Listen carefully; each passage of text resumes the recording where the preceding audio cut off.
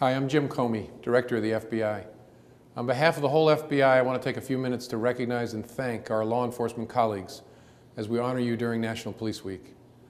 This building is the headquarters of the FBI, the Federal Bureau of Investigation, a federal law enforcement agency that deals with the domestic intelligence and security services of the United States. It has always taken special care to market itself via one of the most powerful and influential mediums in the world, the American motion picture industry. But who created this organization? And how did this organization develop? And what was its creation in aid of? This photo, dated to 1909, is the cabinet of the man seated on the far left, the 26th US President Theodore Roosevelt. Seated third from left, 2 seats from the President, was his Attorney General, a Harvard-educated Republican Catholic, Charles Joseph Bonaparte, the great-nephew of the French Emperor Napoleon Bonaparte. Charles Bonaparte founded this elite detective force on July 1, 1908, and his successor, Attorney General George Woodward Wickersham, christened it the Bureau of Investigation, and in 1935 it was officially renamed as the Federal Bureau of Investigation. The man was to become the first director of the FBI, the young John Edgar Hoover. In August 1919, became the head of the Bureau of Investigation's new General Intelligence Division, also known as the Radical Division, where he was appointed to surveillance, monitor, and disrupt the work of domestic radicals. But this declassified US Department of Justice memo, dated to October 11, 1919, mentions a name who Hoover had a pet obsession monitoring. A man he labeled as a Negro agitator, who Hoover saw as the greatest domestic threat to the United States, Marcus Mosiah Garvey.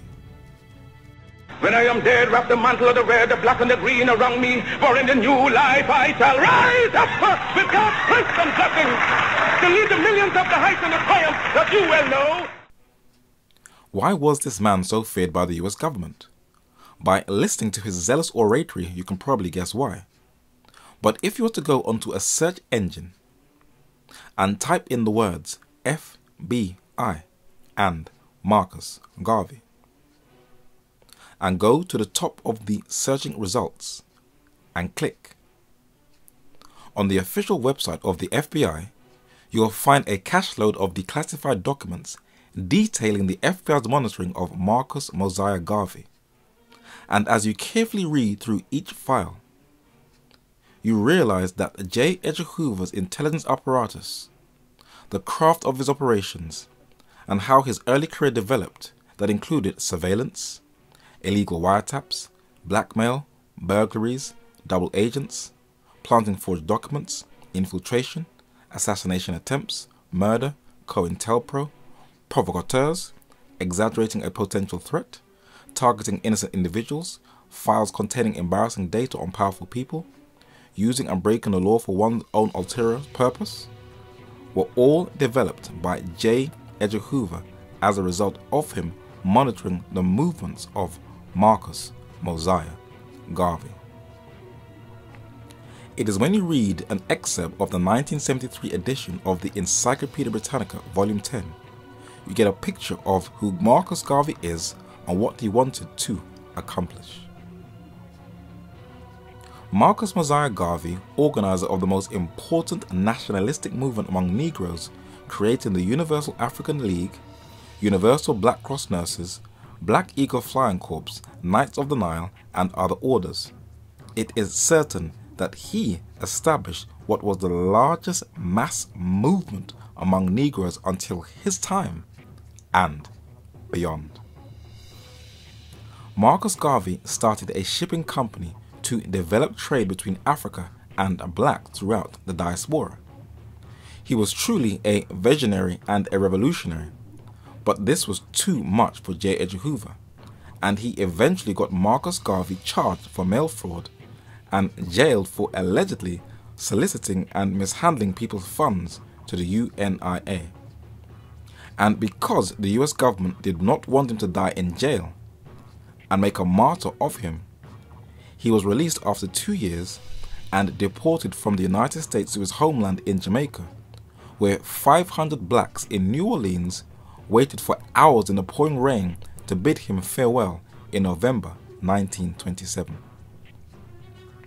It was in London Garveyism started and ended, and there are memorials that honour him in South, North and West London. At the University of London, better known as Birkbeck, is where he studied law and philosophy, and is included as one of their famous alumni. At West Kensington Station in West London, once you come out the station and take a left and walk to the second road on the left, you'll come to Beaumont Crescent, where you'll see the UK headquarters of Marcus Garvey's UNIA. On the left is his name, which is now fading, and on the right is a plaque that reads, "This building was the headquarters of the Universal Negro Improvement Association from 1935 to 1940. But his dream was to be short-lived, and on this busy road between West Kensington Station and Barons Court Station, called Talgarth Road, Marcus Garvey was to die, discouraged and lonely after 2 strokes. There is a blue plaque in honor of him and his dream for the black community on the house where he died. There are many who call themselves Garveyites, but cling to a paganistic worldview.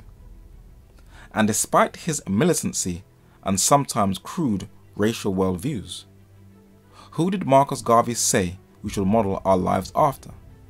Christ was the first great reformer. He betook to himself with the authority of his Father the duty, the work, the labor, the sacrifice to bring man nearer to his Creator, to bring man back to his God. Realizing that Christ came to save all mankind from the fallen state, to restore man to his spiritual kingship with his God, let us practice a spirit of love, a spirit of charity, a spirit of mercy toward mankind. We shall look more into this man in his up and coming study, Black Consciousness versus Christ's Righteousness.